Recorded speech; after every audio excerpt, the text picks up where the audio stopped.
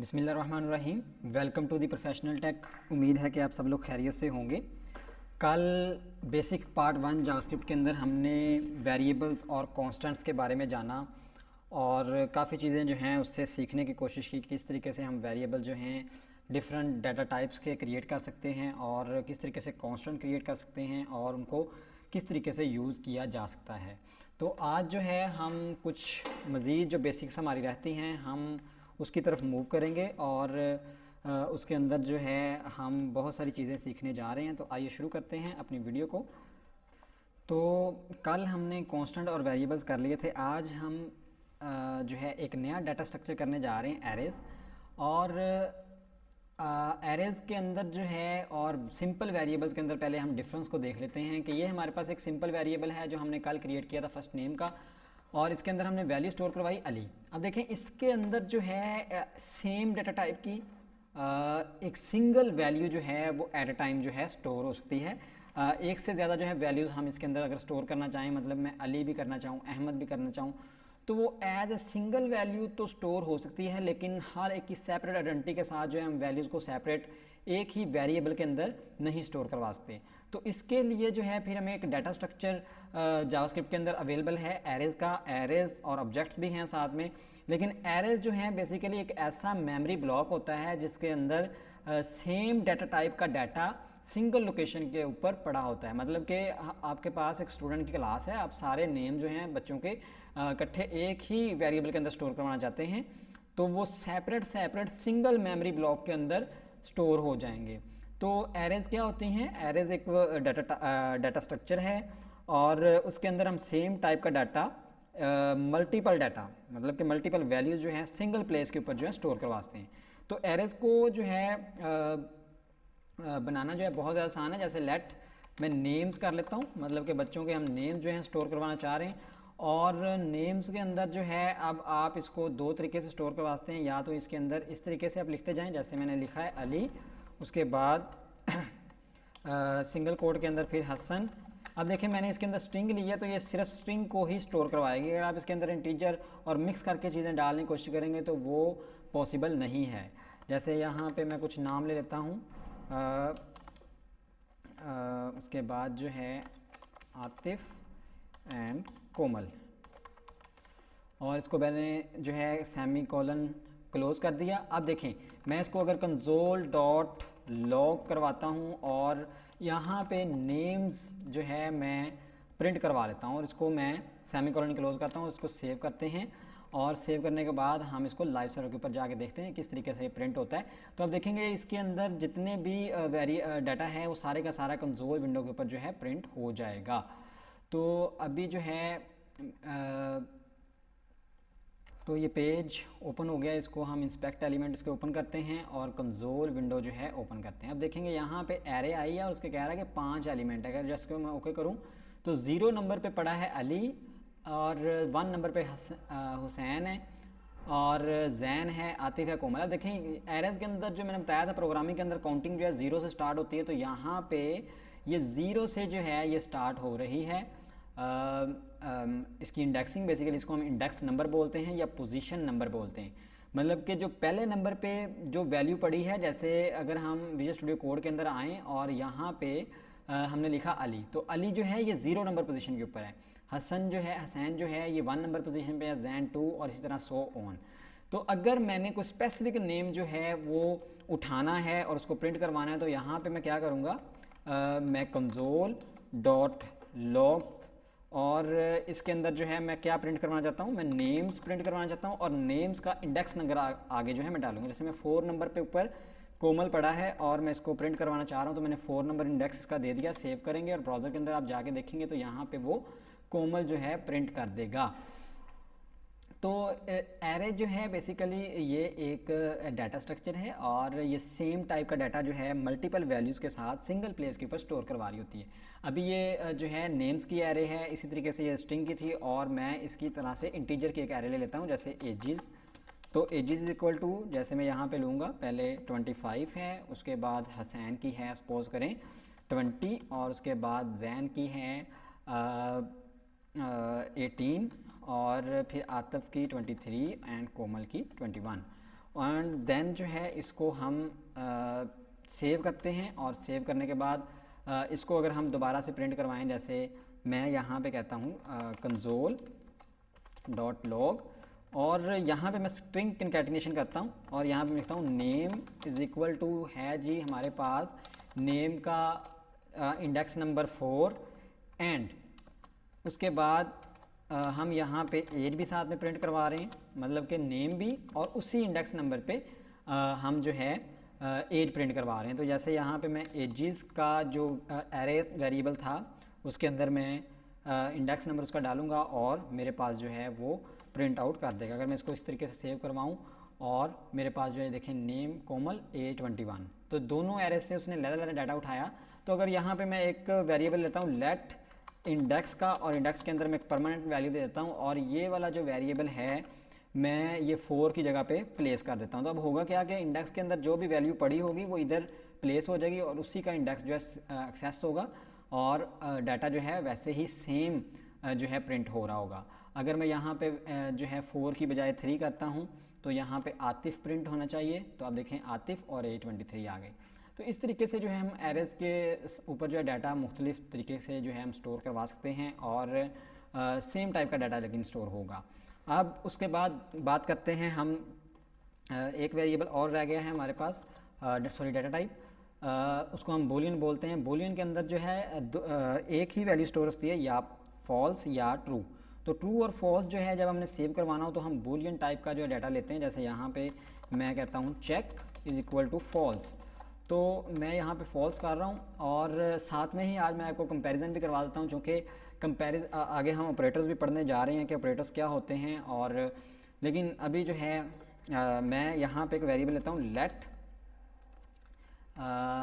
Late m is equal to, और मैं यहाँ पे कहता हूँ ऊपर हमने वेरिएबल लिया था ए और बी। मैं कहता हूँ इफ़ जो है अगर ए जो है बी से बड़ा है, तो अगर ए तो बी से बड़ा हुआ तो वो क्या करेगा, वैल्यू रिटर्न करेगा। भी यहाँ पे कंपैरिजन ऑपरेटर लगा रहे हैं, अगर ए बड़ा है या बराबर है बी के तो उसकी जो भी वैल्यू आएगा, मतलब अगर ए बड़ा हुआ बी से या बराबर हुआ तो ट्रू आ जाएगा, अगर ए छोटा है तो क्या आ जाएगा, फॉल्स हो जाएगा।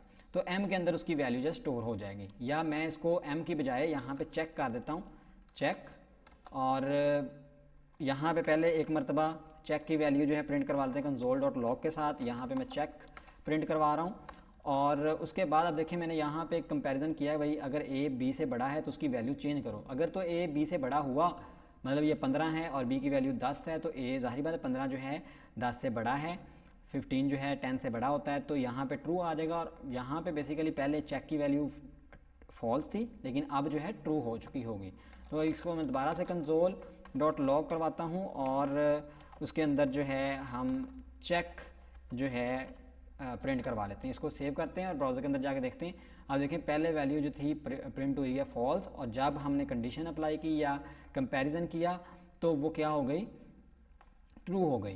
तो कंपैरिजन ऑपरेटर क्या करते हैं, दो वैल्यू को कंपेयर कर रहे होते हैं, मतलब कि वो बराबर हैं, बड़ी हैं, छोटी हैं या इक्वल नहीं हैं, ठीक है। तो कंपैरिजन के नाम से ही पता चल रहा है कि क्या करेगा, मुआवजना करेगा दोनों वैल्यूज़ का, लेफ़्ट और राइट के ऊपर। लेकिन ये अब हम ऑपरेटर्स की क्लास के अंदर मैं डिटेल से बताऊंगा ऑपरेटर्स के बारे में, और जितने भी ऑपरेटर्स हैं जावास्क्रिप्ट के अंदर सारों को हम डिस्कस करेंगे और अच्छे तरीके से करेंगे। अभी जो है हमने एरर सीखी और साथ में जो है ये बूलियन टाइप का वेरिएबल लिया, और इसको हमने देखा ये किस तरीके से वर्क कर रहा है।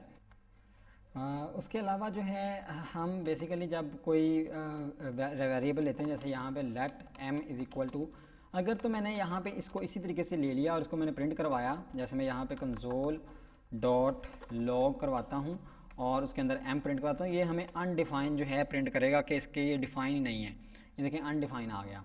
तो अगर यहाँ पे मैं m इज़ इक्वल टू इसको कह देता हूँ नल, नल का मतलब कुछ नहीं है मेमोरी ब्लॉक बना हुआ है, इनिशियलाइज भी हुआ हुआ है, लेकिन उसके अंदर वैल्यू कुछ भी नहीं पड़ी। तो हम जब इस तरीके की सिचुएशन हो तो हम अनडिफाइन करने की बजाय क्या करते हैं, उसको नल कर देते हैं। नल का मतलब वो खाली है, एम्प्टी है, ठीक है। तो नल भी एक जो है टाइप इस्तेमाल होती है। बेसिक चीज़ें थी जावास्क्रिप्ट की, उसका सिंटैक्स है, वेरिएबल्स कैसे लेने हैं, एरेज कैसे लेनी है, और बूलियन नंबर्स स्ट्रिंग किस तरीके से हमने उसको यूज़ करना है, उसको कंकैटिनेशन कैसे करनी है, मैनिपुलेशन कैसे करनी है। जैसे यहाँ पे मैं एक स्ट्रिंग लेता हूँ, लेट स्ट्रिंग, मैंने स्पेलिंग जो है मिस्टेक लिखें, इस वजह से लिखें, आप सही भी लिख सकते हैं, कोई मसला नहीं। यहाँ पे मैं एक ले लेता हूँ, आई लव पाकिस्तान। तो आई लव पाकिस्तान मैंने लिखा है और उसके बाद जो है मैं इसको क्या करता हूँ, इसको इंडेक्स वाइज जो है अब प्रिंट करवाने की कोशिश करता हूँ। मतलब मैं console.log यूज़ करूँगा और स्ट्रिंग के अंदर जो है मैं कहूँगा इंडेक्स नंबर जो 6 है वो दिखाओ, उसके ऊपर क्या लिखा हुआ है।